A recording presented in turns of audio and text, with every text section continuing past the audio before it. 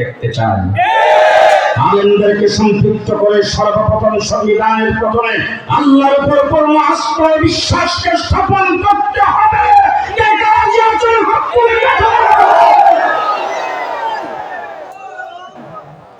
এক নম্বর সংবিধান আল্লাহর উপর পূর্ণ আস্থা বিশ্বাসকে স্থাপন করতে হবে।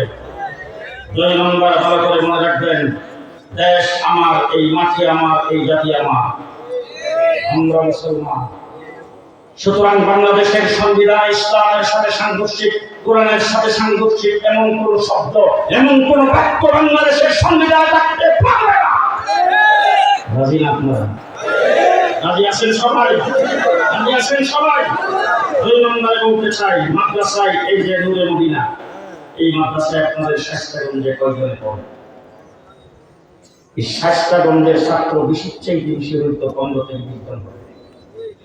কি বল? ঠিক আছে, এই বিষয়ে বলার কথা। ঠিক। তাইলে হাজার হাজার মুসলমানদের সন্তান কোথায় স্কুলে পড়ে? কোথায় স্কুলে পড়ে? আমি জিজ্ঞেস করতে চাই, গত 15 বছর যে ব্রিটিশ সরকার ক্ষমতায় ছিল, স্কুলে উর্দু শিক্ষার কোন ব্যবস্থা রাখা হয় নাই?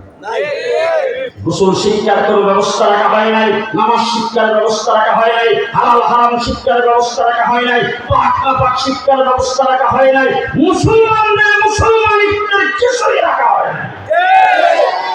স্কুলে একজন মৌলভী মাস্টার নাই, ধর্মশিক্ষা দেওয়ার জন্য কোনো মাস্টার রাখা হয়নি। শুধু তাই নয়, পরীক্ষার সাবজেক্ট থেকে ধর্মীয় শিক্ষাকে বাতিল ঘোষণা করা হয়েছে।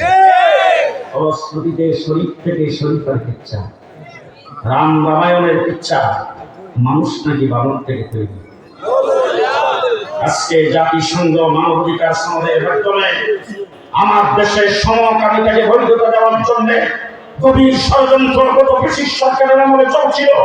এবার শুনতেছি জাতিসংঘ মানবাধিকার অফিস বাংলাদেশে করে সমকামিতাকে বৈধতা দেওয়ার চ্যালেঞ্জ তারা গ্রহণ করেছে। পরিষ্কার ভাষায় বলতে চাই, বাংলাদেশের জাতিসংঘের এই অফিস বাংলার মাটিতে হবে না। 90% মুসলমানের দেশে সমকামিতাকে বৈধতা দেওয়া যাইতে পারে না। নাস্তিকার মুক্তাব বানাইবার কোন এজেন্ডা বাংলার মাটিতে বাস্তবায়ন হইতে দেওয়া হবে না। পরিষ্কার ভাষায় বলতে চাই, আমার বাংলাদেশের লক্ষ লক্ষ কোটি কোটি গণমুখী ছেলেমেয়েরা তারা স্কুলে পড়ে, মুসলমানদের সন্তান আব্দুল্লাহ, আব্দুর রহিম, আব্দুর রহমান, আব্দুল সালাম, সিরাজুল ইসলাম, তাজুল ইসলাম, কামরুল ইসলাম নাম যাদের ধারণ করে স্কুলে ভর্তি হয়েছে, আয়েশা সিদ্দিকা, খাদিজাতুল কুবরা, আম্বিয়া বেগম, এরকম নাম দিয়ে যারা স্কুলে ভর্তি হয়েছে, এই সমস্ত ছাত্রছাত্রীদেরকে ধর্মীয় শিক্ষা দিতে হবে। এই জন্য শিক্ষার সর্বস্তরে সাংবিধানিকভাবে 1 ক্লাস থেকে শুরু করে কলেজ লেভেল পর্যন্ত শিক্ষার সর্বস্তরে দিনী শিক্ষা বাধ্যতামূলক করতে হবে। রাজি থাকলে হাত তুলে দেখান।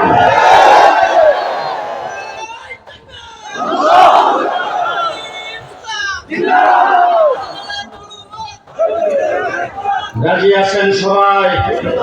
রাজি আছেন সবাই?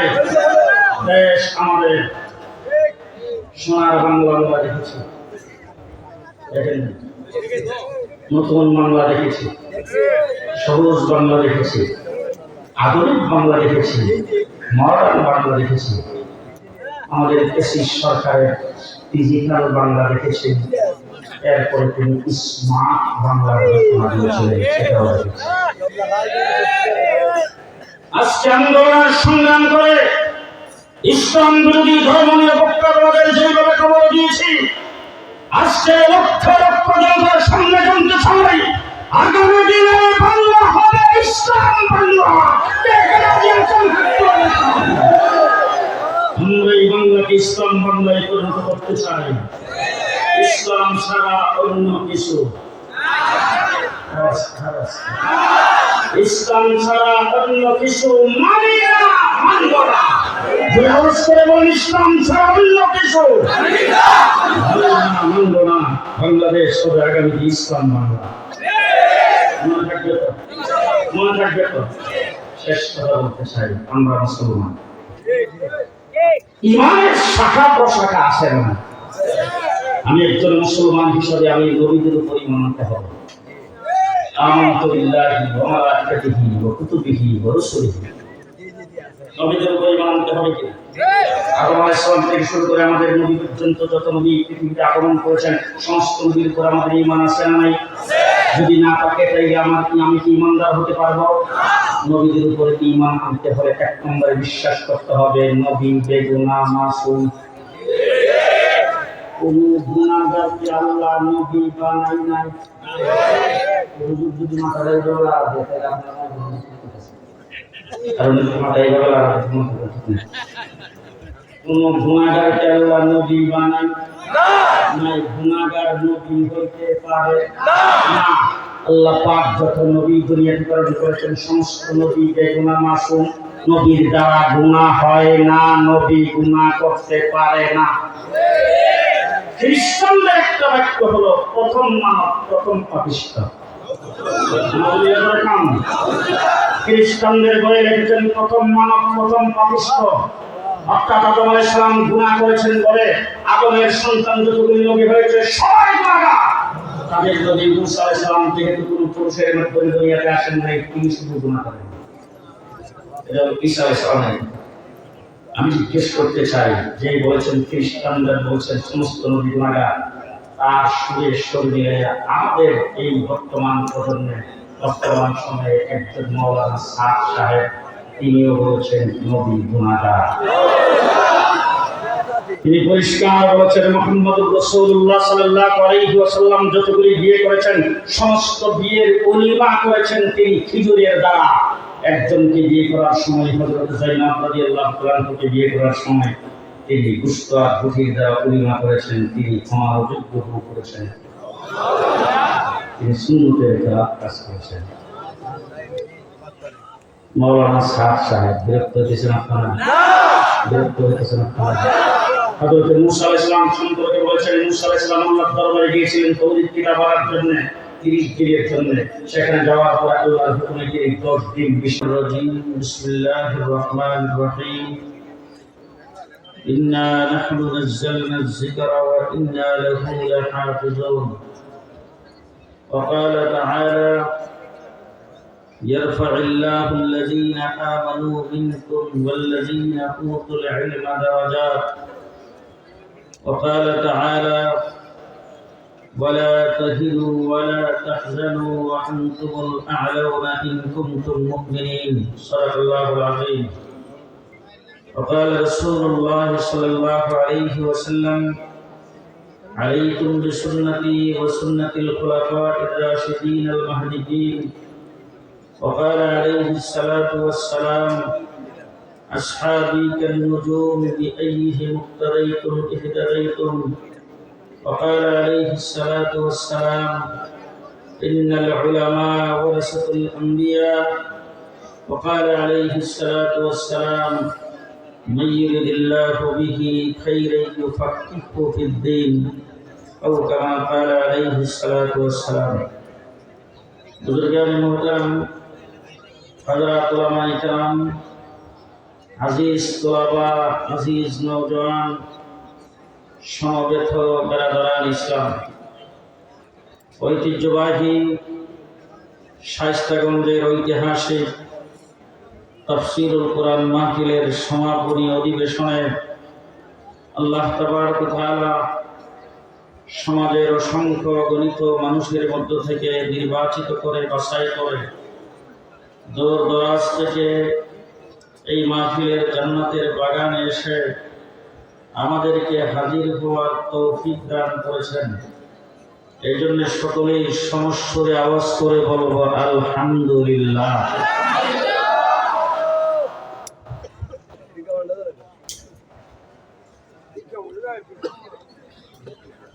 মানুষ এখানে কম নয়, চতুর্দিকে লোক সংখ্যা অনেক।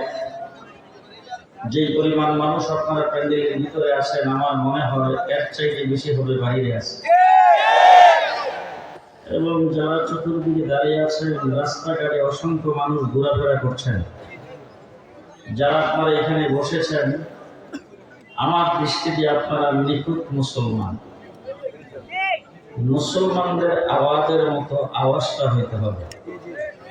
হযরত আব্দুল্লাহ ইবনে মুবারক যাকে আমিরুল মুমিনিন ফিল হাদিস বলা হয়, হযরতে আব্দুল্লাহ ইবনে মুবারক ইমামে আজম আবু হানিফা রাহমাতুল্লাহ আলাইহির ছাত্র। বাদশাহ হারুনুর রশিদের জমানায় হজ করে হজের সফর শেষে বাগদাদে আগমন করেছেন। বাগদাদের মসজিদে তিনি আসছেন, তার ভক্তবৃন্দ তার সামনে গিয়ে জমায়েত হয়েছেন। হঠাৎ করে বাদশাহ হারুনুর রশিদ সিংহাসনে বসা এমন বিকট একটি শব্দ শুনতে পেলেন, তার সিংহাসনটা থরথর করে কেঁপে উঠছে। বাদশাহ হারুনুর রশিদ অত্যন্ত বিচলিত হয়ে তার গোয়েন্দা বাহিনীর লোকজনকে প্রেরণ করেছেন, মুসলমানদের রাজধানী বাগদাদে এত বড় বিকট শব্দ কোথায় থেকে হলো।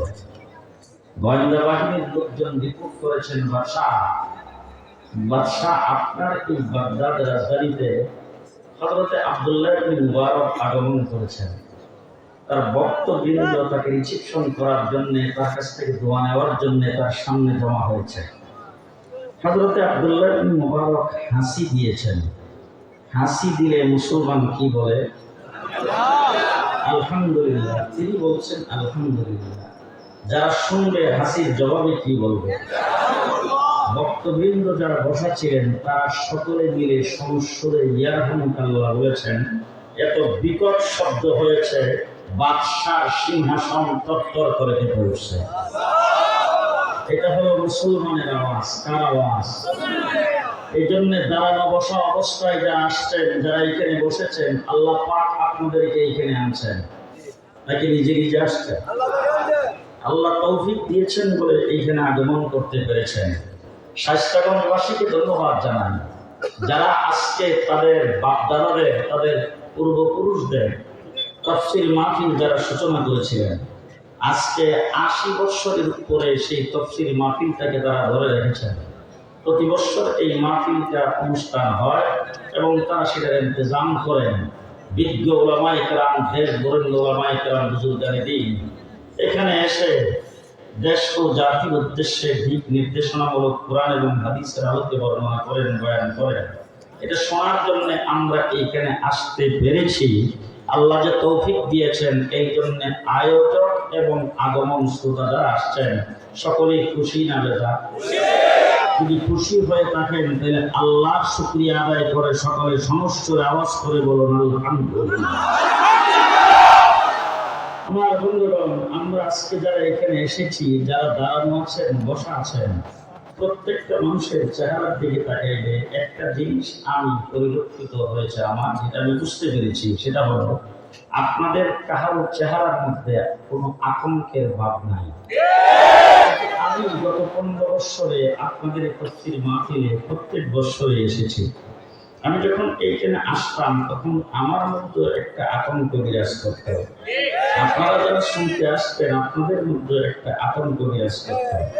আমি এইখানে যখন স্টেজে আসবো, গাড়ি থেকে নামার পরে আমাকে গত 15 বছরে আমার পুত্রা আব্দুল মুজিদ সাহেব, সাবেক কমিশনার, এবং আমার ছেলে, আমার জামাই বোন কামালউদ্দিন সাহেব সহ গাড়ি থেকে নামার পরে আমার কানে কানে অনেক সময় বলেছেন যে একটু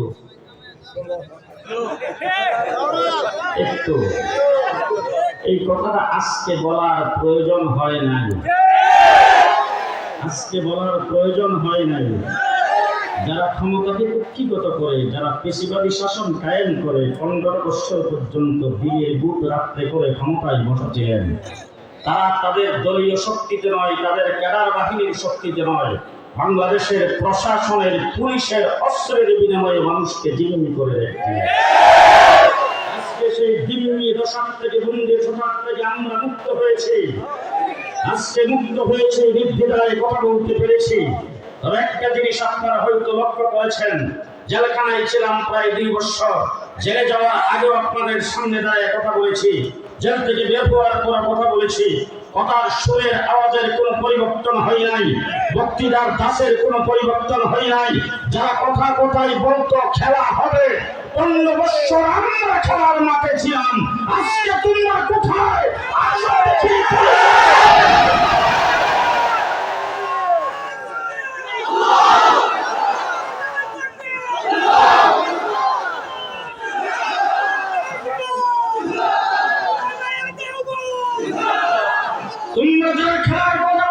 পুলিশের অস্ত্রের বিনিময়ে বলছ আমরা 15 বছর খেলার মাঠে ছিলাম, এখন আসে আশা দেখি আমার ব্যাপারে কত দিনে কত জন আসতে দেখা যায়।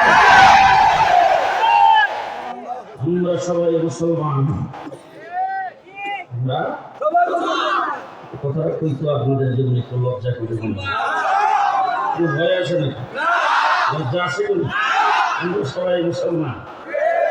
জি, একদম মাত্র আল্লাহ তাবারক ওয়া তাআলা আমাদেরকে মানুষ বানাইছেন, গরু ছাগল বানাইনি, হাঁস মুরগি বানাইনি, পশু পাখি বানাই নাই, জন্তু জানোয়ার বানাই নাই, সাপ বিচ্ছু বানাই নাই, দরিয়ার মাছ বানাই নাই, আল্লাহ মানুষ বানাইছেন। মানুষের মর্যাদা কত মর্যাদা। কোরআনে কারীমে আল্লাহ পাক বলেছেন ওয়ালাকাদ কাররামনা বনি আদম, বনি আদমকে আমি ৮০,০০০ মাখলুকাত আল্লাহ তৈরি করেছেন। সমস্ত মাখলুকাতের ভিতরে সবচেয়ে বেশি সম্মানিত করে তৈরি করেছেন মানুষকে। মানুষ ফেরেশতাদের চাইতে সম্মানিত, জিন চাইতে সম্মানিত, জান্নাতের হুর ও গিলমানের চাইতে সম্মানিত। মানুষ চাইতে বেশি সম্মানিত করে আল্লাহ কাউকে বানাই নাই, সকলের ঊর্ধ্বে মর্যাদা দিয়েছেন মানুষকে। ঠিক না? এই জন্য মানুষ বানাইবার সর্বপ্রথম সূচনা করেছেন আল্লাহ তাবারক ওয়া তাআলা ফেরেশতাদের মজলিসে ঘোষণা করে। وَإِذْ قَالَ رَبُّكَ لِلْمَلَائِكَةِ إِنِّي جَاعِلٌ فِي الْأَرْضِ خَلِيفَةً।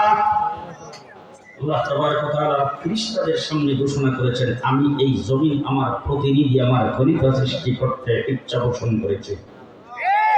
আমি জমিনে খলিফা সৃষ্টি করতে চাই। মানুষ আল্লাহর খলিফা। কার খলিফা? আল্লাহ।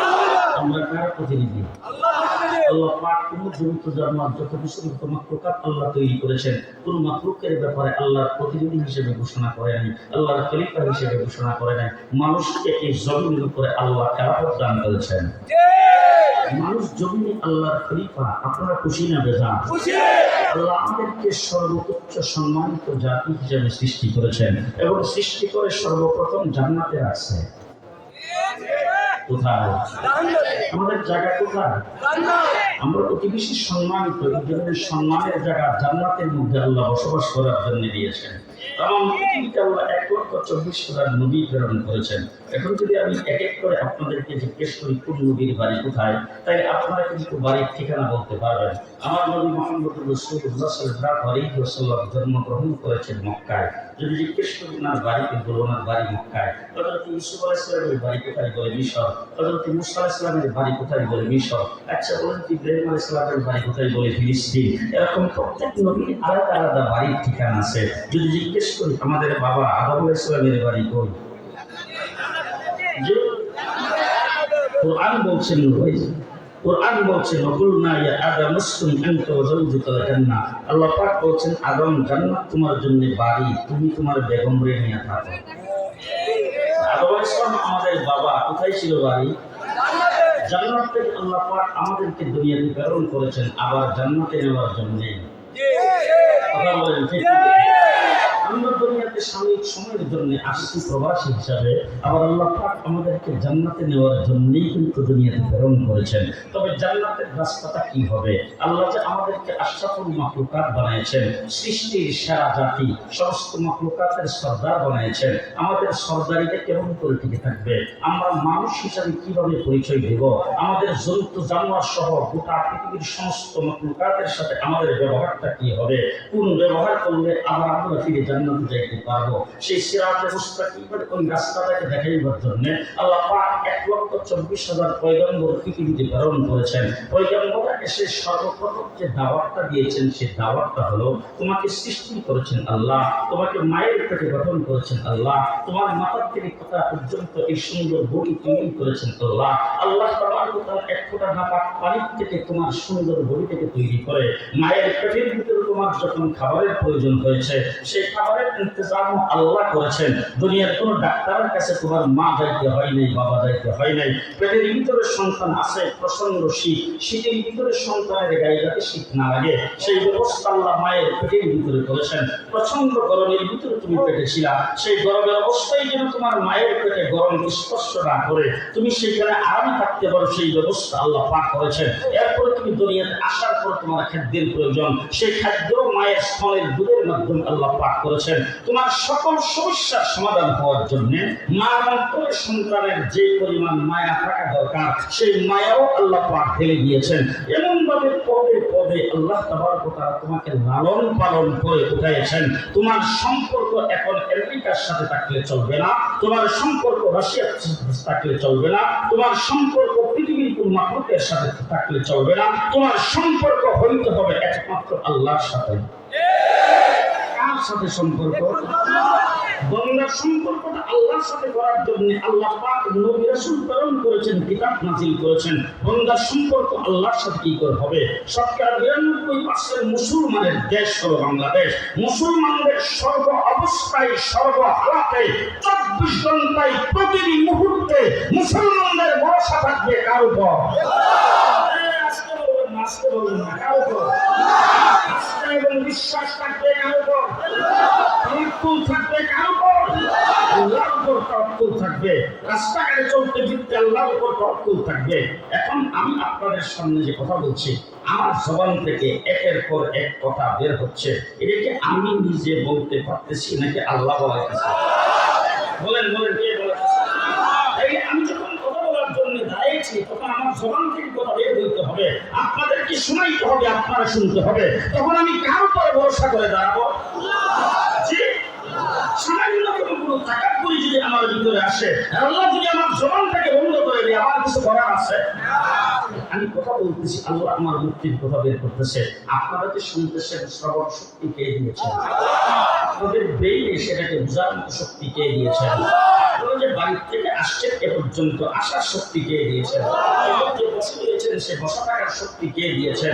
আজকে এখানে আপনারা যারা এসেছেন, আল্লাহ যদি আপনাদেরকে তৌফিক না দেয়, যদি ক্ষমতা না দেয়, বাড়িতে যাইতে পারবেন কেউ? বাড়ি পর্যন্ত বসতে পারবেন কেউ?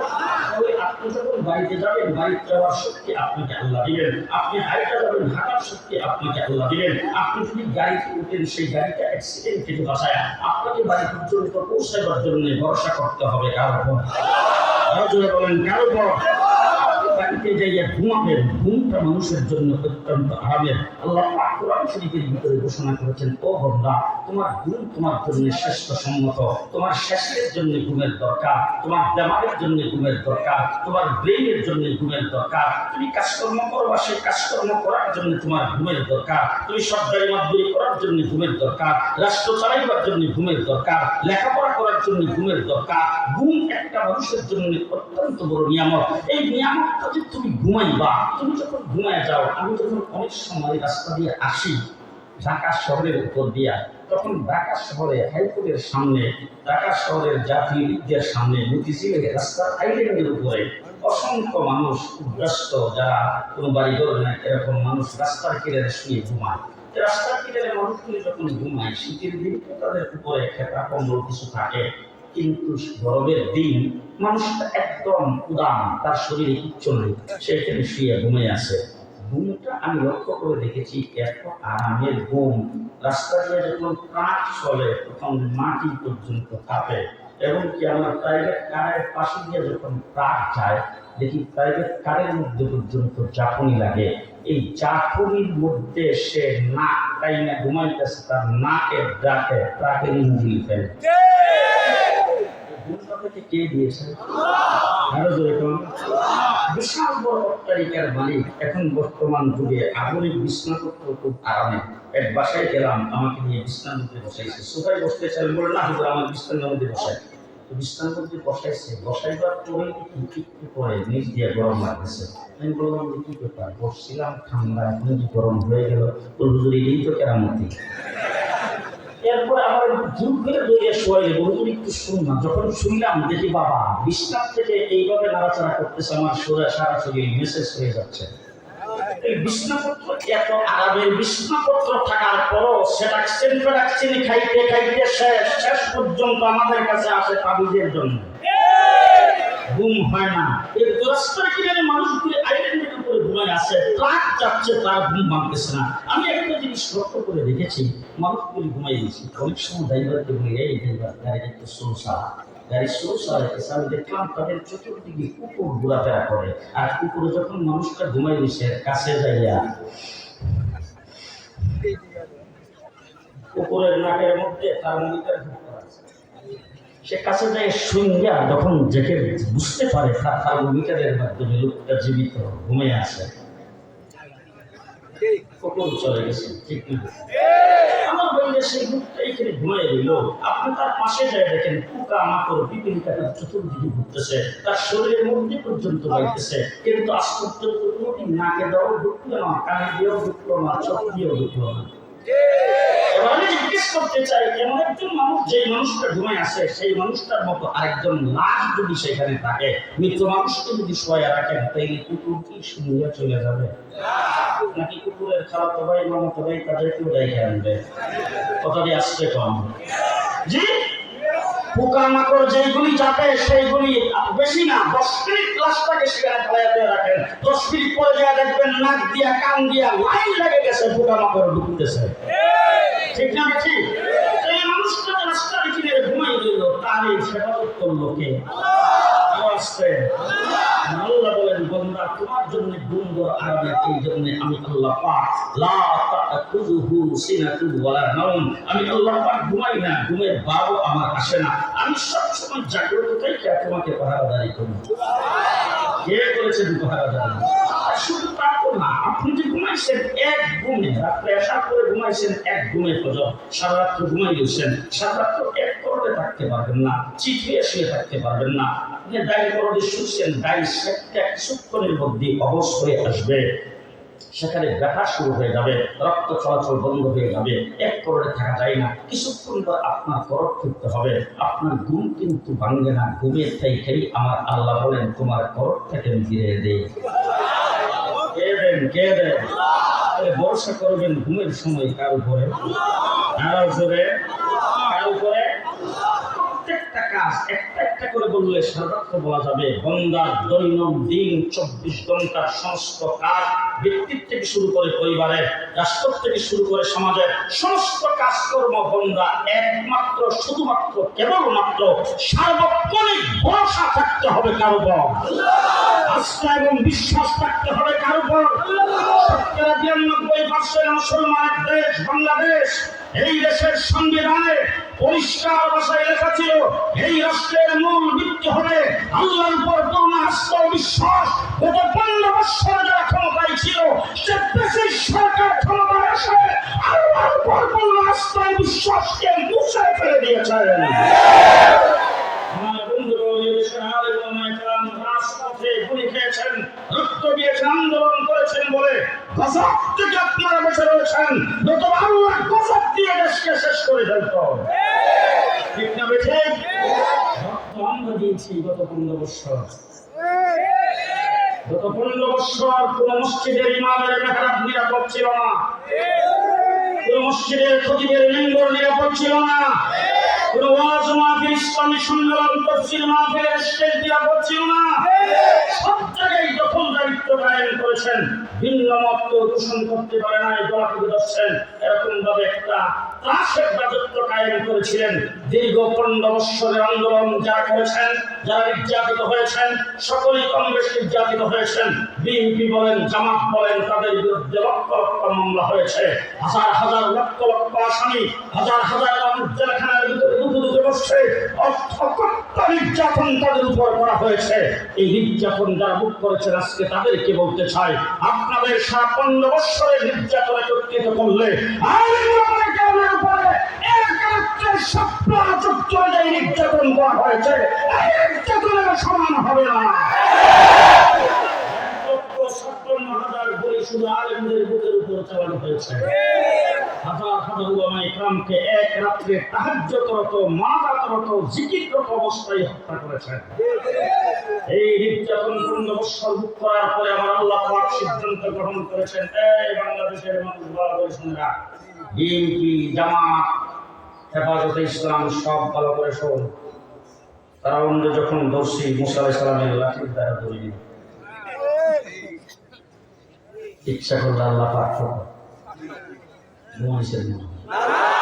জি, এই হযরত মূসা আলাইহিস সালাতু ওয়াস সালাম একজনকে থাপ্পড় দিছে, থাপ্পড়, এক থাপ্পড়ে শেষ। শক্তি কত দেয়?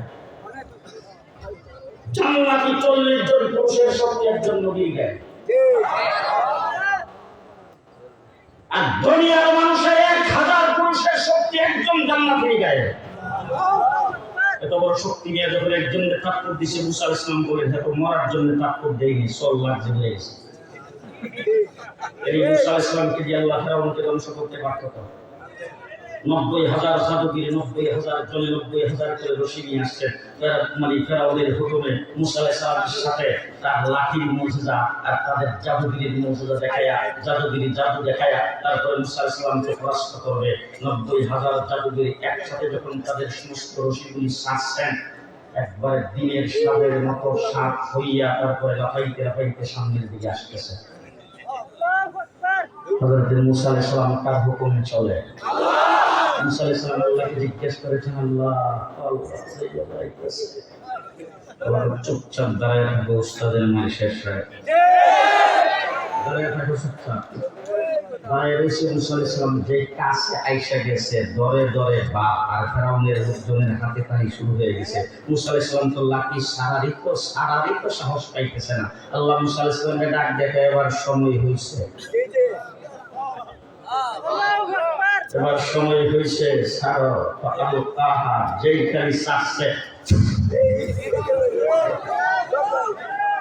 এক লোকমাই সমস্ত জাদুগিরের যত সাপের রশি ছিল সবগুলিকে এক লোকমাই গিলে ফেলে জাদুগিরির দিকে রওনা হয়েছে লাফাইতে লাফাইতে। অর্থাৎ বোঝা গেল পেট এখনো ভরে নাই, এখনো খালি। সমস্ত জাদুগির তখন এক বাক্যে ডাক দিয়ে বলছেন, আমান্না বিরব্বিল আলামিন।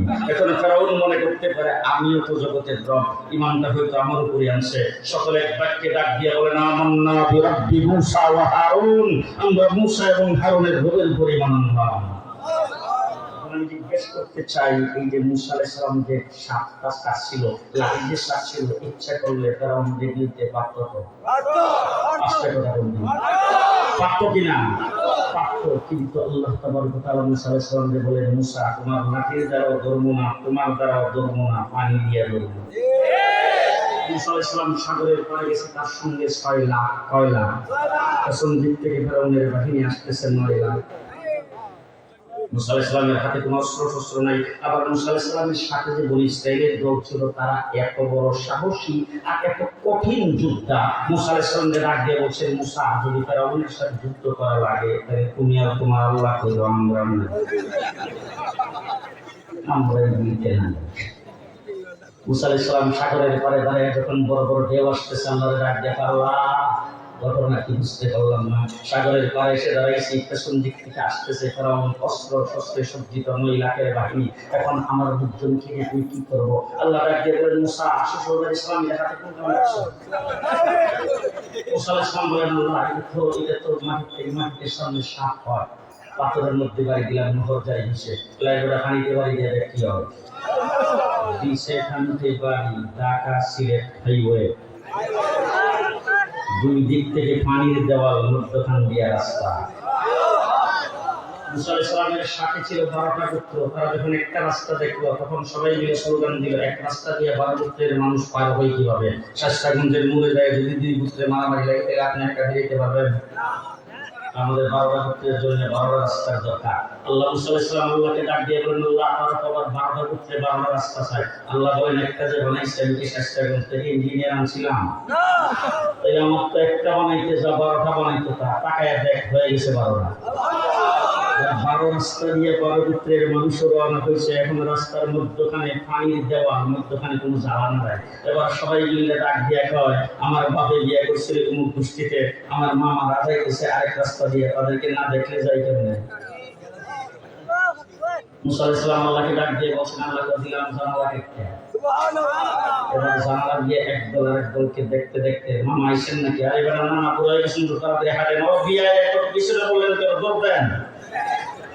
একজনকে কথাবার্তা বলতে বলতে পার হয়ে জমি করে চলে গেছে। আল্লাহ পানিকে ডাক দিয়ে কিছু উস্তাদের মার শেষ প্রায়, যে অবস্থায় আসো সে অবস্থায় তাকে পরবর্তী নির্দেশ দেওয়ার আগ পর্যন্ত। যাইয়া মুসা আলাইহিস সালামের বাহিনী যখন উইটা সারছে, হযরত জিবরাইল আমিন এই জায়গার ভিতরে ব্রিগেড দিয়ে খাচ্ছে। মিকাইল আলাইহিস সালাম ফেরাউনের বাহিনীর পেছনে, তারা যখন ভিতরে ঢুকে আসছে পেছন দিক থেকে মিকাইল আলাইহিস সালাম জিবরাইল আর মিকাইল রাস্তার দুই পাশে রাস্তা বন্ধ করে ব্রিগেড দিয়ে দাঁড়াইছেন। আল্লাহ রাব্বুল আলামিন পানিরে ডাক দিয়ে কইছে চলাচল শুরু কর। আল্লাহ রাব্বুল আলামিন বলেন মুসা তোমার লাঠির দরকার পড়ে নাই, লাঠির কাম লাগাই নাই, তোমার কাম লাগাই নাই, সরতাপুর যাওয়া লাগে নাই, পানি দিয়া শেষ। ইব্রাহিম আলাইহিস সালামের সাথে এমন কোন কষ্ট নাই, ইব্রাহিমকে দেয় নাই, শেষ পর্যন্ত ইব্রাহিম আলাইহিস সালামকে আগুনে নিক্ষেপ করেছেন। যেই আগুনে নমরুদকে নিক্ষেপ করেছেন আল্লাহ রাব্বুল আলামিন আগুনকে নোটিশ করেছেন ইয়া নার কুনি বারদান ওয়া সালামান আলা ইব্রাহিম। হযরত ইব্রাহিমের জন্য শান্তিদায়ক ঠান্ডায় পরিণত হয়ে যাও। আগুন ঠান্ডায় পরিণত হয়ে গেছে। 40 দিন পর্যন্ত নমরুদ ইব্রাহিম আলাইহিস সালামকে আগুনের মধ্যে নিক্ষিপ্ত করে রেখেছেন। এই আগুন ইব্রাহিম আলাইহিস সালামের একটা পশমের মধ্যে স্পর্শ করেনি। হযরত ইব্রাহিম আলাইহিস সালাম যখন আগুন থেকে বেঁচে গেলেন, নমরুদের ডাক দিয়ে বলছেন ইব্রাহিম এতদিন যুদ্ধ তোমার সাথে করব বলে ভাবছিলাম, এখন আর তোমার সাথে যুদ্ধ করলে হবে না, স্বয়ং তোমার আল্লাহর সাথে যুদ্ধ। ইব্রাহিম আলাইহিস সালাম তো ভাবছি আমি, কারণ সারা বাংলাদেশে যখন গত 15 বছর চলতাম তখন কলিজার মধ্যে একটা ভয় থাকতো রাস্তাঘাটে কোনখানে কি হয়। আর আপনাদের স্বাস্থ্যগঞ্জে বক্তৃতা করে যখন গাড়িতে উঠতাম তখন অনেক জায়গা থেকে টেলিফোন করে হুমকি দিত, কি বললেন কি বললেন, অনেক জায়গা থেকে অনেক ধরনের হুমকি দিত। তখন বলতাম যে দেখেন প্রত্যেক দিন বাসার থেকে বের হওয়ার সময় পরিবারের কাছ থেকে বিদায় নিয়ে বের হয়, প্রত্যেক দিন বাসার থেকে বের হওয়ার সময় পরিবারের কাছ থেকে বিদায় নিয়ে বের হয়। শরীরের প্রতিটা ফোঁটা রক্ত রেখেছি ইসলাম আর মুসলমানের জন্য, আল্লাহ রাসূলের জন্য, অন্য কারোর জন্য নয়। তোমার ইব্রাহিম আলাইহিস সালামকে নির্যাতন করেছে, বাবা হচ্ছে তোমার আল্লাহর সাথে যুদ্ধ। ইব্রাহিম আলাইহিস সালাম আমি বাসলাম, যুদ্ধ আল্লাহর সাথে করেন। তাই তোমার আল্লাহ কোথায় থাকে তার বাড়ি বলতো, আমাদের কাছে কোনো টেলিফোন নাম্বার নাই, তোমার যেহেতু আল্লাহর সঙ্গে খাতির আছে তুমি আল্লাহর জিজ্ঞেস করিয়া দিন তারিখটা ঠিক করে দেওয়া। ইব্রাহিম আলাইহিস সালাম আল্লাহর দিন সবটাই সমান, আপনার দিন আপনি ঠিক করে দেওয়া। এবার হযরত ইব্রাহিম আলাইহিস সালামকে নমরুদ বলতেছে তাইলে দিনটা কবে ঠিক করে দেব? আপনি বলেন কবে? বলে আগামী ডিসেম্বরের 22 তারিখ। বলে হ্যাঁ ঠিক আছে। যুদ্ধটা হইতো কোথায়? বলে শাস্তাগঞ্জের নদীর পাড়ে। নৌবাহিনীও তো আসা লাগে। 1 মাস পর্যন্ত সকল প্রস্তুতি নিয়ে যুদ্ধ শুরু হবে সকাল 8টা থেকে। ইব্রাহিম আলাইহিস সালাম তামসা দেখার জন্য গেছে। যুদ্ধ কার সাথে? ইব্রাহিমের কোনো প্রস্তুতির দরকার না। ইব্রাহিম আলাইহিস সালাম গেছেন তামসা দেখার জন্য। দূর থেকে নমরুদের দিককে ডাক দিয়ে ইব্রাহিম তোমার আল্লাহর সৈন্য কই, এখনো যে আসলো না? বলে ওয়াইট এন্ড সি, দূর থেকে আসবে তো, মনে হয় আইতেছে। যে টাইম হয়ে গেছে, টাইমে নমরুদ জিজ্ঞেস করেছেন তোমার আল্লাহর সৈন্য কোথায়? এত মনে করছে ট্যাঙ্ক ট্রঙ্ক গোলা বারুদ নিয়ে আসবে যুদ্ধ করার জন্য। ইব্রাহিম আলাইহিস সালাম তো এই যে আসমানের দিকে আঙ্গুল দিয়ে দেখে, নমরুদে তাকে দেখে জাকের জাক মশা। পৃথিবীতে সাহসী সৈন্য থাকলে একটাই আছে, এটার নাম হইল মশা। বঙ্গভবনে যায় দেখলাম সেখানে স্প্রে করে, ওইটার ভিতরে মশার কোনো পারমিশন লাগে না। রাত্রেবেলা যায় বিমানে উঠতেছি, দেখি বিমানের পুরো দরজায় দাঁড়ায়। জিজ্ঞেস করলাম কি ব্যাপার? বলে মশা। আমি বললাম যে 3-4টা জায়গায় চেকিং করে বোর্ডিং কার্ড নিয়ে এখানে ঢুকলাম, মশা বোর্ডিং কার্ড পাইল কোথায়? মশার জন্য বোর্ডিং কার্ড লাগে না, কোনো চেকিংও নাই। সবচাইতে সাহসী সৈন্য মশা, ঠিক না বেঠে? বাংলাদেশে 1971 পাঞ্জাবি আসছিল, মশা কামড়ায় বাবরা বাজাইছে। আমার বন্ধুরা মশা সবচাইতে বেশি সাহসী সৈন্য, উপর দিয়ে পজিশন রেডি। নমরুদের দেখা মাত্র ও মশা এমন করছে, গোয়াল করে দোয়া দিলে মশা জায়গা। যে আগুন জ্বালাইছে মশার কমান্ডারের উচিত আল্লাহ। আগুন জ্বালাইবার মাত্র আল্লাহ ডাক দিয়ে বম্বিং শুরু কর। মশার বম্বিং বুঝছেন তো? যেই কামড় শুরু করছে বা সৈন্য সামন্ত যা ছিল অস্ত্র ফেলে দিয়া ওরি মারে ওরি বাবারে করে থাপ্পড় শুরু করছে, জমিনে গইরে করতে আরম্ভ করছে। যে মানে কিছু সংখ্যক লোক মারাও গেছে। এরকম অবস্থার যখন সৃষ্টি হয়েছে, নমরুদ সব বনাস আবার নিয়ে আমারে ধরে। এই কথা কয়ে দিচ্ছে সুজা শাস্তাগঞ্জের রাস্তায় দূর নয়া ব্রিজের পুরায় একটা ল্যাংরা মশা খাওয়া। আপনার চিনতে নেই ওই জায়গার মধ্যে একটা ল্যাংড়া মশা খারাপ নমরুদের দেখা মাত্র আল্লাহ ডাক দিয়ে আল্লাহ আল্লাহ তো কি তুই এখানে কি করস বলে আল্লাহ আমি যুদ্ধে যাওয়ার জন্য আসছিলাম কিন্তু ল্যাংড়া হওয়ার কারণে মাঠে পড়ি নাই এই জন্য যারা যুদ্ধে গেছে তারা আমাকে নেই নেই তো এখানে তারা এখন আল্লাহ ডাক দিলে কেন আল্লাহ দেখতেছি আমার সামনে দিয়া বড় রাজা ল্যাংড়া তো বাড়তি অনুমতি চাই বড়টারে ধর্ম আল্লাহ তো যা দিলাম রাস্তার বর্তমানে পজিশন নিয়ে দাঁড়াইছে নমরুদ দুধ দিশার ভিতরে দুইটা খালি কষ্টন পর যে কামটা দিয়ে নমরুদ মন্ত্রী পরিষদের সদস্যরা জিজ্ঞেস করেছেন স্যার কি হয়েছে বলে কষ্ট মাথার ভিতরে কি কাম হচ্ছে বলে কেমন লাগে বলে একটু ভালো লাগে তাই আপনি নিজে তাপড়াইবেন কতক্ষণ 10,000 টাকা বেতন দিয়ে একজন লোক রাখেন খালি আপনারা তাপড়াইব তাপড়াইবার জন্য যখন 10,000 টাকা বেতন দিয়ে লোক রাখছে এই লোক নিয়োগ দেওয়ার পরে সেই লোক এসে সারের মাথায় পাসপোর্ট দেখেন না তাকে হাতে দেন বাড়ি দিতাম নমরুদের শূন্যতায় বেটা হাতে বাড়ি যাওয়ার জন্য কিছু দিলে হাতে শক্ত জিনিস দিয়ে বাড়ি দিলে আমার মাথা খাইতে যাবে বেটা হবো তো সার তুই বলেন কোন জিনিস দিয়ে বাড়ি দিলে বেটা পাইবেন না তোলা দিয়ে নরম করে বানাইল তোলাই নরম করে যখন বাড়ি দিছে তখন কি বাড়ি দিচ্ছে খবর হয় না বলে সার তোলার জিনিস দিয়ে তো চাইতে শক্ত করে বাড়ি লাগবে না বলে তাইলে সামরা দিয়া বানা সামরা দিয়ে কি বানাবো জি পৃথিবীতে মশাও কিন্তু একটাও ছিল না নমরুদের সময় মশা না দিলে হয়েছে আর জুতার বাড়িও কিন্তু নমরুদ থেকে শুরু হয়েছে আজকে আমার বাংলাদেশের কাউয়া কাদের কপালে জুতার বাড়ি লাগছে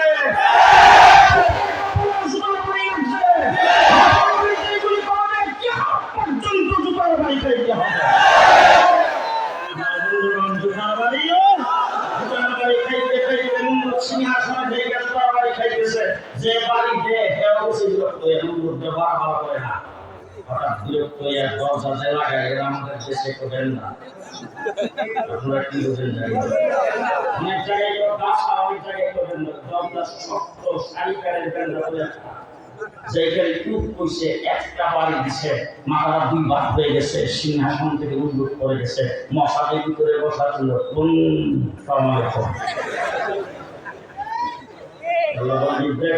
ইব্রাহিম তোমার মাধ্যমে আগুনের মাধ্যমে নমরুদকে শেষ করবো না লাগনা মশা দিয়ে শেষ করবো আব্রাহা বাদশাহ বাইতুল্লাহ ধ্বংস করার জন্য আসছে আল্লাহ আব্দুল মুত্তালিবকে ডাক দিয়ে বলছেন তুমি সরে যাওয়া পাহাড়ের উপর থেকে যে তামসা রেখো তারা পাহাড়ের উপর থেকে তামসা রেখার জন্য কুরাইশ বাহিনী সবাই চলে গেছেন আল্লাহ রাব্বুল আলামিন 150 লাখের বাহিনী পাঠিয়েছেন ألم تر كيف فعل ربك بأصحاب الفيل ألم يجعل كيدهم في تضليل وأرسل عليهم طيرا أبابيل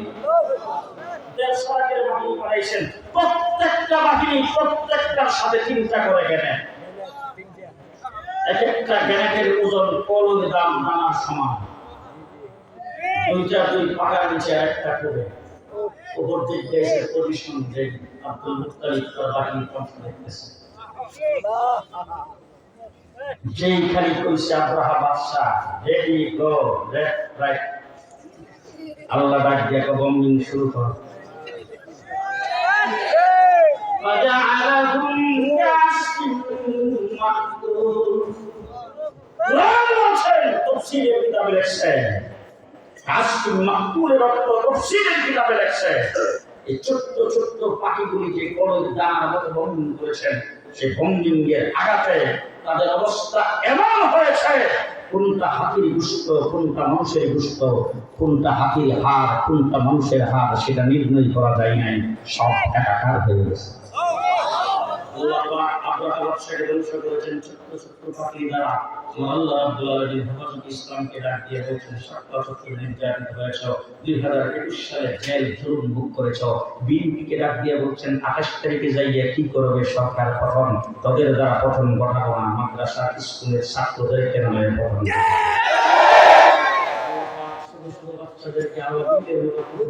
ছাত্রদেরকে দিয়া পেছনের দরজা দিয়া বেগে যাওয়ার মতো সেই ব্যবস্থা হয়েছে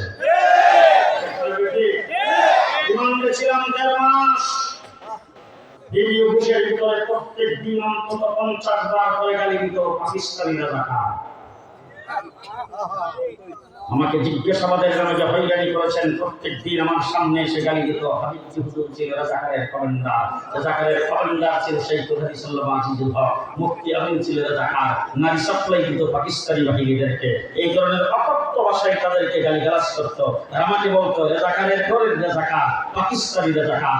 পরিষ্কার ভাষায় বলতে চাই, পাকিস্তান, ভুটান, পশ্চিমা দুনিয়া সফর করেছি, আমেরিকা, কানাডা, ইউরোপ সহ, ইংল্যান্ড সহ নির্দিষ্টের প্রত্যেকটা দেশ চষে বেড়াইছি।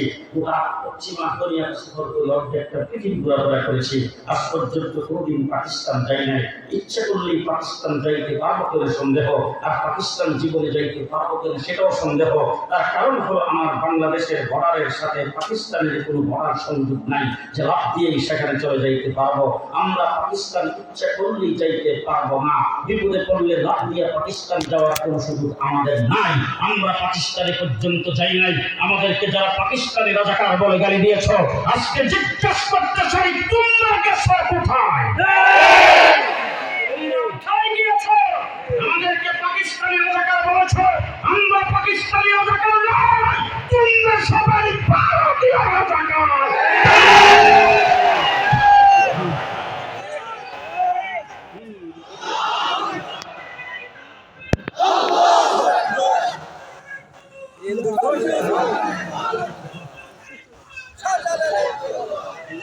মুসলমান আসছে যে কাউয়াকাদের বক্তৃতায় বলতো পালাবো না,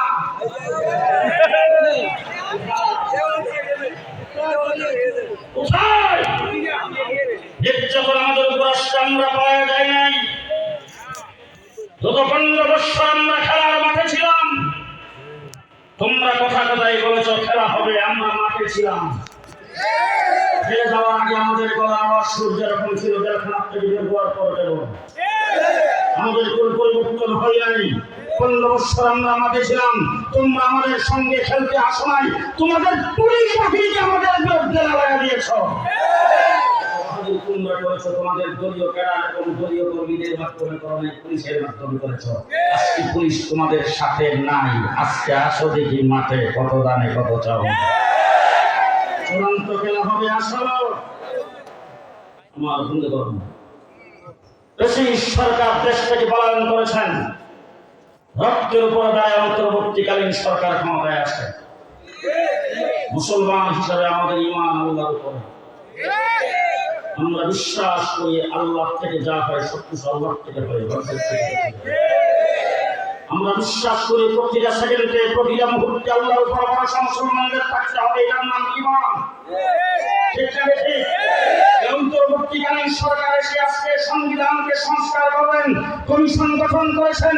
এক নম্বরে জিজ্ঞেস করতে চাই, আমাদের রক্তের উপর ক্ষমতা গঠন করেছেন, আমাদেরকে বাদ দিয়ে কমিশন গঠন করেছেন কিভাবে? আমাদেরকে এখনো ছাগলের 3য় বাচ্চা মনে করেন? আমরা ছাগলের 3 নম্বর বাচ্চা হয়ে থাকতে চাই না। ভালো করে মনে রাখবেন, দেশের জন্য দরদ আমাদের আছে। দেশ গঠনের জন্য বরাবর আমরাই রক্ত দিয়েছি, শ্রম দিয়েছি। আমরা বাংলাদেশে যখন রোহিঙ্গাদেরকে যখন পুশব্যাক করা হতো, আমার দেশের প্রধানমন্ত্রী শেখ হাসিনা বলেছেন একটা রোহিঙ্গা যেন বাংলাদেশে ঢুকতে না পারে। বাইতুল মুকাররমের সামনে দাঁড়িয়ে আমরা হুমকি দিয়েছিলাম 24 ঘন্টার ভিতরে প্রত্যাহার করে রোহিঙ্গাদেরকে ঢুকতে দিতে হবে, তা আমাদের মুসলমান ভাই। রাত্রেবেলা যখন আমাদের এই হুমকিতে যখন কানে পানি ঢুকছে, তখন ঘোষণা দিয়েছেন রোহিঙ্গাদেরকে আসতে দাও, তোমরা তোমাদের বিদেশি দান অনুদান পাওয়ার একটাই আসে উৎপাদ করার জন্য। আর আমার গোটা বাংলাদেশের মাদ্রাসার ছাত্র শিক্ষক মসজিদের ইমামরা তাদেরকে বরণ করার জন্য টেকনোভেটে হাজির হয়েছে। সর্বপ্রথম তাদের মাথা বুঝাইবার জায়গা আমরা ব্যবস্থা করেছি, সর্বপ্রথম তাদের খাদ্যের ব্যবস্থা আমরা করেছি। আমাদেরকে বাদ দিয়ে কোন কাজ করবো? শুধু তাই না, ব্রিটিশ সরকার যখন প্রেসিডেন্ট দরজা দিয়ে দেখে গেছেন, পুলিশ বাহিনী ঘোষণা দিয়েছেন তারা কাজ করবেন না। বাংলাদেশ পুলিশ খালি হয়ে গেছে, রাস্তাঘাটের বিভিন্ন জায়গায় যখন অকারেন্ট সৃষ্টি হয়েছে, মারামারি শুরু হয়ে গেছে, চুরি ডাকাতি শুরু হয়ে গেছে, মানুষের রাস্তাঘাট, বাড়ি ঘর, কলেজ ইউনিভার্সিটির ছাত্রদের সাথে আমরা কাঁধে কাঁধ মিলিয়ে পাহারার ব্যবস্থা করেছি। রাস্তার মোড়ে মোড়ে কোথাও ট্রাফিকের কোনো ব্যবস্থা ছিল না। ট্রাফিক ব্যবস্থা যখন ভেঙে পড়েছে, তখন স্কুল কলেজের ছাত্রদের সাথে মাদ্রাসার ছাত্ররা কাঁধে কাঁধ মিলাইয়া আমরা ট্রাফিকের দায়িত্ব পালন করেছি। বিচারপতিদের মাধ্যমে ভারতে বসে বসে শেখ হাসিনা কু করতে চেয়েছে, আমরা অনুসার করে দিয়েছি। আনসারদেরকে দিয়ে সচিবালয় দেওয়া করায় সেখানে কু করতে চেয়েছে, আমরা অনুসার করে দিয়েছি। মানে সংখ্যালঘুদের উপর নির্যাতন হচ্ছে, মন্দিরে মন্দিরে বাড়ি ঘরে সংখ্যালঘুদের উপর আক্রমণ হচ্ছে। যখন ভারত থেকে এই চাল খেলে দেশের পানি যখন গোলাতে করতে চাচ্ছে, ফাইদা উঠতে চাচ্ছে, আমরা হিন্দুদের স্থাপনা পাহারা দিয়ে, তাদের মন্দির পাহারা দিয়ে আমরা সংখ্যালঘুদের ইজ্জত আব্দুরে এরপরেও ডাক্তার ইউনূস সাহেব আমাদেরকে বাদ দিয়ে কাজ করবেন? হবে না, হবে না। সংবিধান সংস্করণের জন্য যে কমিশন গঠন করছেন, সেই কমিশনে আমরা আলেমদেরকে দেখতে চাই। আলেমদেরকে সম্পৃক্ত করে সর্বপ্রথম সংবিধানের প্রথমে আল্লাহর উপর পূর্ণ আস্থা বিশ্বাসকে স্থাপন করতে হবে।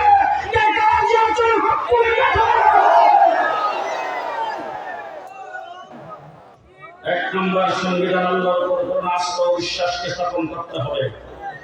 2 নম্বর, ভালো করে মনে রাখবেন, দেশ আমার, এই মাটি আমার, এই জাতি আমার, আমরা মুসলমান।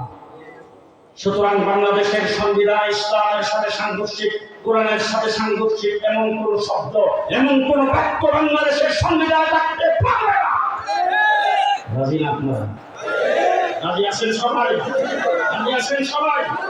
2 নম্বরে বলতে চাই, মাদ্রাসায় এই যে নূরে মদিনা, এই মাদ্রাসায় আপনাদের শাস্তাগঞ্জে কয়জনে পড়ে?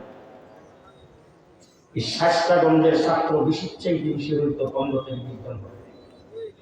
কি বল? ঠিক আছে, এই বেশি বড় কথা। ঠিক। এই হাজার হাজার মুসলমানদের সন্তান কোথায় স্কুলে পড়ে? কোথায়? স্কুলে পড়ে।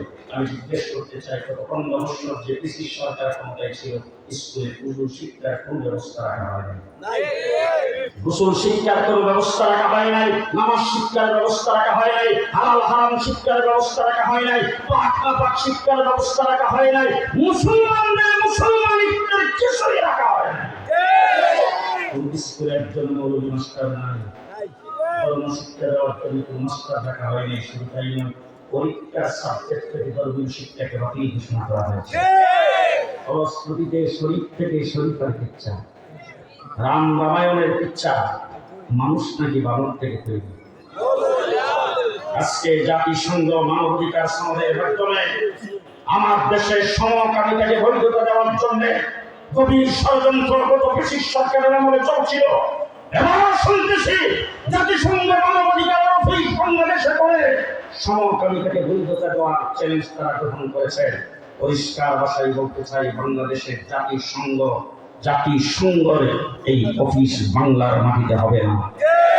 97% মুসলমানের দেশে সমকামিতাকে বৈধতা দেওয়া যাইতে পারে না। নাস্তিকার মুক্তাব বানাইবার কোন এজেন্ডা বাংলার মাটিতে বাস্তবায়ন হইতে দেওয়া হবে না।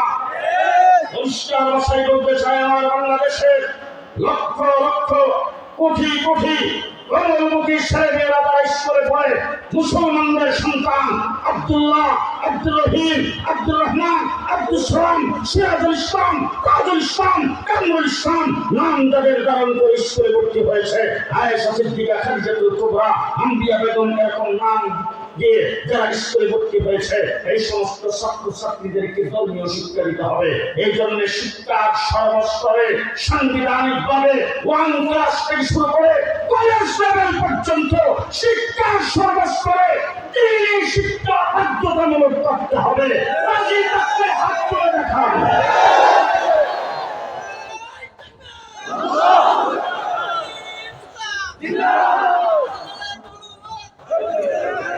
রাজি আছেন সবাই? রাজি আছেন সবাই? দেশ আমাদের, সোনার বাংলা আমরা দেখেছি, দেখেন নতুন বাংলা দেখেছি, সবুজ বাংলা দেখেছি, আধুনিক বাংলা দেখেছি, মডার্ন বাংলা দেখেছি, আমাদের দেশের সরকারের ডিজিটাল বাংলা দেখেছি, এরপরে তিনি স্মার্ট বাংলার ঘোষণা দিয়েছিলেন, সেটাও দেখেছি। আজকে আন্দোলনের সংগ্রাম করে ইসলাম বিরোধী ধর্ম নিরপেক্ষতাবাদের যেভাবে খবর দিয়েছি, আজকে লক্ষ লক্ষ জনতার সামনে জানতে চাই আগামী দিনে বাংলা হবে ইসলাম বাংলা। আমরা এই বাংলাকে ইসলাম বাংলায় পরিণত করতে চাই। ইসলাম ছাড়া অন্য কিছু, ইসলাম ছাড়া অন্য কিছু মানি না, মানব না। ইসলাম ছাড়া অন্য কিছু মানব না। বাংলাদেশ হবে আগামী ইসলাম বাংলা। মনে থাকবে তো, মনে থাকবে তো। শেষ কথা বলতে চাই, আমরা মুসলমান, ইমানের শাখা প্রশাখা আছে না। আমি একজন মুসলমান হিসাবে আমি নবীদের উপর ঈমান আনতে হবে। আমানতু বিল্লাহি ওয়া মালাইকাতিহি ওয়া কুতুবিহি ওয়া রুসুলিহি। নবীদের উপর ঈমান আনতে হবে কি? আদম আলাইহিস সালাম থেকে শুরু করে আমাদের নবী পর্যন্ত যত নবী পৃথিবীতে আগমন করেছেন সমস্ত নবীর উপর আমাদের ঈমান আছে না নাই? যদি না থাকে তাইলে আমি কি ঈমানদার হতে পারবো? নবীদের উপরে ঈমান আনতে হলে এক নম্বরে বিশ্বাস করতে হবে নবী বেগুনাহ মাসুম। কোন গুনাহগারকে আল্লাহ নবী বানাই নাই। হুজুর যদি মাথায় ডলা দেয় তাহলে আপনারা কারণ মাথায় ডলা কোন গুনাহগারকে আল্লাহ নবী বানাই নাই। গুনাহগার নবী হইতে পারে না। আল্লাহ পাক যত নবী দুনিয়াতে প্রেরণ করেছেন সমস্ত নবী বেগুনাহ মাসুম। নবীর দ্বারা গুনাহ হয় না, নবী গুনাহ করতে পারে না। খ্রিস্টানদের একটা বাক্য হলো প্রথম মানব প্রথম পাপিষ্ঠ। খ্রিস্টানদের বইয়ে লিখেছেন প্রথম মানব প্রথম পাপিষ্ঠ। অর্থাৎ আদম আলাইহিস সালাম গুনাহ করেছেন বলে আদমের সন্তান যতগুলি নবী হয়েছে সবাই গুনাহগার। তাদের নবী মুসা আলাইহিস সালাম যেহেতু কোনো পুরুষের মাধ্যমে দুনিয়াতে আসেন নাই, তিনি শুধু গুনাহ করেন। এটা ঈসা আলাইহিস সালাম। আমি জিজ্ঞেস করতে চাই, যে বলেছেন খ্রিস্টানরা বলছেন সমস্ত নবী গুনাহগার, তার সুরে শরীরে আমাদের এই বর্তমান প্রজন্মে বর্তমান সময়ে একজন মাওলানা সাদ সাহেব তিনিও বলছেন নবী গুনাহগার। তিনি পরিষ্কার বলেছেন মুহাম্মদুর রাসূলুল্লাহ সাল্লাল্লাহু আলাইহি ওয়াসাল্লাম যতগুলি বিয়ে করেছেন সমস্ত বিয়ের ওলিমা করেছেন তিনি খিজুরের দ্বারা। একজনকে বিয়ে করার সময় হযরত যায়েনব রাদিয়াল্লাহু তাআলাকে বিয়ে করার সময় তিনি গুস্ত আর রুটির দ্বারা ওলিমা করেছেন, তিনি ক্ষমার যোগ্য করেছেন, তিনি সুন্নতের খেলাফ কাজ করেছেন। মাওলানা সাদ সাহেব বিরক্ত হয়েছেন আপনারা? বিরক্ত হয়েছেন আপনারা? হযরত মূসা আলাইহিস সালাম সম্পর্কে বলেছেন মূসা আলাইহিস সালাম আল্লাহর দরবারে গিয়েছিলেন তৌহিদ কিতাব পড়ার জন্য 30 দিনের জন্য। সেখানে যাওয়ার পর আল্লাহর হুকুমে তিনি 10 দিন বেশি 40 দিন থাকছে। সেই থাকার কারণে তার 5,54,000 উম্মত গুমরাহ হয়ে গেছে। তিনি ক্ষমার সুযোগ ভুল করেছেন, এই ভুলের কারণে সবাই গুমরাহ হয়েছে। তখন আপনারা যেখানে এসেছেন আপনাদের মধ্যে অনেক শিক্ষিত লোকের হয়তো মনের ভিতরে এই কল্পনা আসতে পারে হযরত আদম আলাইহিস সালামকে আল্লাহ পাক বলেছিলেন লা তাকরাবু হাযিহি শাজারা ফাতাকুনু মিনাজ জালিমিন। তুমি গাছের কিনারেও যায় না, তুমি যাইয়া সেই গাছের ফল খাও না। হযরত আদম আলাইহিস সালাম গাছের কিনারে গেছেন, ফল খেয়েছেন। আদম আলাইহিস সালাম তো গুনাহ করেছেন, নাউযুবিল্লাহ। আমি আপনাদের জিজ্ঞেস করতে চাই, কোরআনে এখানে আছে, হুজুর এখানে আছে, গুনাহ করার জায়গাটা কি জান্নাত না দুনিয়া? আপনি কোনো ভালো কাজ যদি করেন তাহলে আপনার জন্য নেক হবে, এই জান্নাতে না দুনিয়াতে? আর যদি কোনো খারাপ কাজ করেন গুনাহ হবে, এই জান্নাতে না দুনিয়াতে? একজন ব্যক্তি ইন্তেকাল করেছেন, তার কবরের কিনার দিয়ে একজন বুজুর্গ ব্যক্তি যাচ্ছেন, যাওয়ার সময় তিনি মোটা করেছেন, কাশফের মাধ্যমে দেখতেছেন ওই ব্যক্তি তাসবিহ নিয়ে আল্লাহ পাকের জিকির করে। জিজ্ঞেস করেছেন আপনি এই নির্জনে বসে কবরে কতদিন যাবত আপনি এই জিকির আজকার করতেছেন, ইবাদত করতেছেন? বলে 400 বছর। 400 বছরের কথা শোনা মাত্র সেই ব্যক্তি তো সুবহানাল্লাহ তিনি কবরের পাড়ে দাঁড়িয়ে যখন সুবহানাল্লাহ বলছেন, কবরের ভিতর থেকে সেই মানুষটি বলতেছেন 400 বছরের জিকির আজকার যা করলাম নির্জনে বসে কেউ ডিস্টার্ব করে নাই, পুরাটা দিয়ে দিব, সুবহানাল্লাহ একবারে নেক দিয়ে দেন। কারণ হলো মৃত্যুর পরে কবরে বৈশাখ 400 না 400 কোটি বার যদি আল্লাহর নাম যদি একটাও নেক নাই, নেকের জায়গা কোথায়, গুনার জায়গা কোথায়? এবার আপনারা ফতোয়া দিবেন। জিজ্ঞেস করতে চাই, আদম আলাইহিস সালাম গন্ধম খেয়েছে, যে কি শাস্ত্রের মধ্যে বসে ঢাকা কোন জায়গায়? জান্নাতে। জান্নাতে কি গুনাহ আছে? আদম আলাইহিস সালাম গুনাহ করছে? নবী বেগুনা মাসুম, গুনাহ করতে পারে না। আপনার ছোট বাচ্চা বেগুনা মাসুম, সে যদি আপনার গ্লাস করতে ভাঙিয়ে ফেলে, সেটা অন্যায় করেছে। জি, ঘরের সুবিশের গ্লাস ভাঙিয়ে ফেলছে, অন্যায় করছে। আসছে কোন? আপনার শুধু আপনার ঘরের শুধু বেগুনা মাসুম যদি কোনো অন্যায় করে, তার যদি অন্যায় না হয়, নবীও বেগুনা মাসুম, তার কোনো অন্যায় নেই। সাহেব সাহেব বলছেন নবী ভুল করেন, নবীদের সম্পর্কে সমালোচনা করেছেন। আমি আপনাদের জিজ্ঞেস করতে চাই, কোরআনে কারীম আমাদের মাদ্রাসা আছে, সেই মাদ্রাসায় অনেক লোকজন আসে, এসে বলে হুজুর আমার বাবা ইন্তেকাল করেছেন, হুজুর আমার মা ইন্তেকাল করেছেন, ইসরায়েল সওয়াবের জন্য আসছি, হুজুর ধরেন 5,000 টাকা, ধরেন 10,000 টাকা, টাকা মাদ্রাসায় যে দিয়ে বলে হুজুর আপনি ছাত্রদের দিয়ে কোরআন খতম করাই দিয়ে আমার বাবার মাদ্রাসার জন্য। আমরা তখন কোরআন খতমের সর্বোৎকৃষ্ট জায়গা হয়ে যায় জোখানা। এবং ব্যক্তি 2 খতম কোরআন শরীফের জন্য আসছে, তার 2 খতম কোরআন শরীফ পড়ায় দেন। এখন হেফজখানার যে সমস্ত ছাত্ররা খতম করে তারপরে শুনাইতেছে, তাদের মধ্যে বাজার সবক করতেছে, তাদের মধ্যে পাড়াগুলো ভাগ করে দিয়ে দেখা গেছে আধা ঘন্টা 1 ঘন্টার ভিতরে 1-2 খতম কোরআন শরীফ পড়া হয়ে গেছে। এবার আমি আপনাদের জিজ্ঞেস করতে চাই, হেফজখানায় যারা পড়ে ছাত্ররা ওরা কোরআন শরীফ মুখস্থ করে ফেলেছেন, তার পেটের ভিতরে যদি 100টা বুম মারা হয়, বিসমিল্লাহ অর্থ বের হবে তো? কথা দিয়ে আসতে পারে, বিসমিল্লাহ অর্থ বের হবে? জি, তাই বিসমিল্লাহ অর্থ পর্যন্ত জানা না সেই হাফেজে কোরআনকে দিয়া আমি কোরআন শরীফের খতম করাইলাম সওয়াবের নিয়তে কিনা? আসছে কথা বলে? আমার রাসূল সাল্লাল্লাহু আলাইহি ওয়াসাল্লাম বলেছেন, একটা অক্ষরের বিনিময়ে আল্লাহ পাক 10টা নেক দিবেন। কয়টা?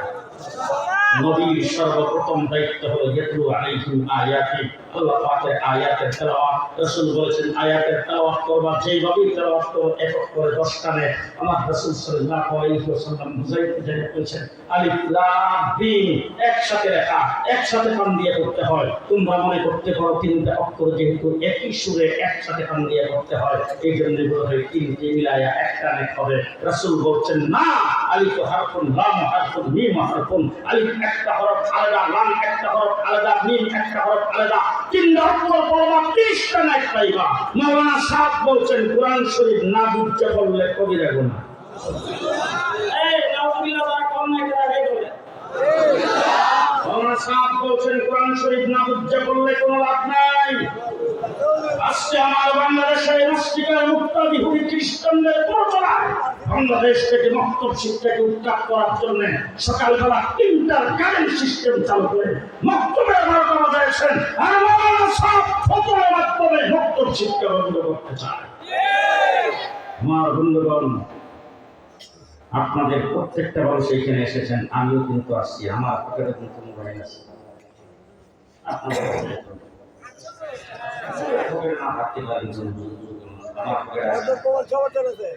কি মোবাইল? জি, মোহাম্মদ সাহেব বলছেন মোবাইল পকেটে নিয়ে নামাজ পড়লেন মাত্র। মসজিদে ইমাম সাহেব দেখছি কাজ মোবাইল দরজা দিতে যায়, বন্ধ দিয়ে তারপরে মসজিদে ঢুকে। হাই হাই, আমার বন্ধ করে এখন বলতে থাকি, 50টার উপরে দৃষ্টান্ত দেওয়া হবে কোরআন হাদিসের সাথে, ইসলামী শরীয়তের সাথে, নবীদের সাথে সাংঘর্ষিক কথা বলেছেন মাওলানা সাহেব।